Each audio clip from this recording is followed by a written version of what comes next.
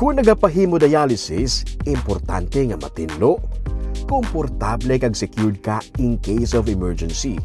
Kay mga panahon nga hindi mapaktan kag base kinahanglan sang pasyente idiretso sa ospital.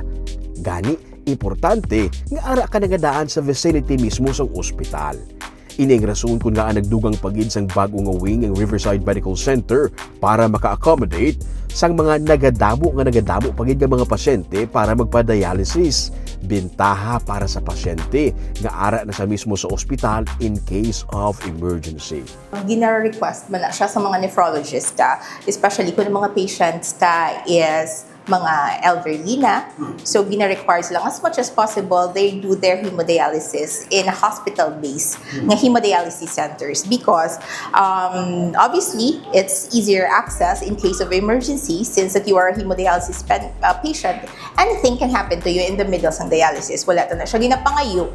However, it's actually a fact. Yes. So, since nga diri na ta nag-hemodialysis sa hospital, it's easier access for emergency cases. So, every second actually counts. So, as early as possible, kinanglan matagaan kita dayon sang early emergency response, which is easy man because easy na lang magpa-admit there is sa aton nga main hospital building. Kay kami na lang na iya sa hemodialysis ang naga-process ng tanan with your admission and everything.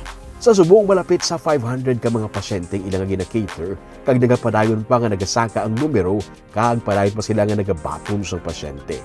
Dako man abi nga bulig nga partner nila ang PhilHealth para hindi matamaan sa gasto ang mga pasyente. Kung diri ka gusto magpa-undergo sa dialysis, all you have to do is nga mag-call ka lang sa amon nga patient inquiries, or kung you can directly kadto diri sa amon nga hemodialysis unit, we have our patient inquiry man nga personnel who will assist you.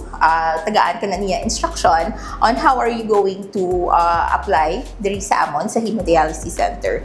And if diri na kamo magpa-hemodialysis sa amon, it will be easier because may ara nakita sang one-stop shop diri, magpa-admit, and at the same time, diri naman lang sila mismo ma-process ang ilang PhilHealth since ang hemodialysis subong is PhilHealth naman gid.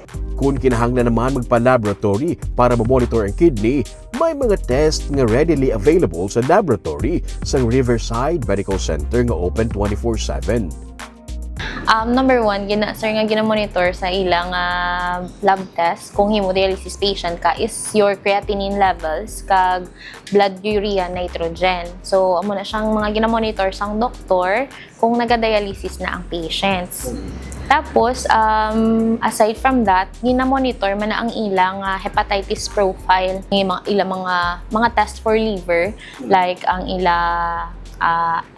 kung positive ba sila or clear pa sila sa hepatitis B, hepatitis C, sa HIV, tapos ang ilang titer against hepatitis B. Kay tungod nga gina-injectionan sila bala or ga-receive sila mag-dialysis, ginatuslukan ka na di sang dagom.